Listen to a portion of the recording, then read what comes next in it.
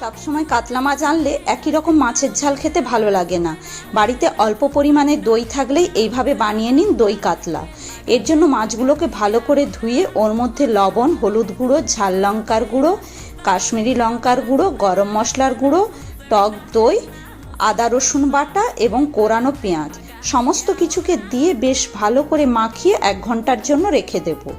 এরপর কড়াইতে সর্ষের তেল গরম করে ওর মধ্যে তেজপাতা, কালো জিরে দিয়ে আগে থেকে মাখিয়ে রাখা মাছটা দিয়ে বেশ ভালো করে কষতে হবে। যখন দেখবেন মাছটা থেকে তেল ছেড়ে আসছে তখন অল্প পরিমাণে জল এবং অল্প পরিমাণে চিনি দিয়ে দেব। দিয়ে বেশ ভালো করে নাড়াচাড়া করে একটা ঢাকা দিয়ে দেব। ঢাকনাটা খুলে যখন দেখবেন যে রসটা এইভাবে গ্রেভি টাইপের হয়ে আসছে তখন জানবেন আজকের দই কাতলা আমাদের একদম রেডি। আর যদি রেসিপিটি ভালো লাগে পল্লবীর টুকিটাকি চ্যানেলটিকে অবশ্যই লাইক, শেয়ার, সাবস্ক্রাইব করুন।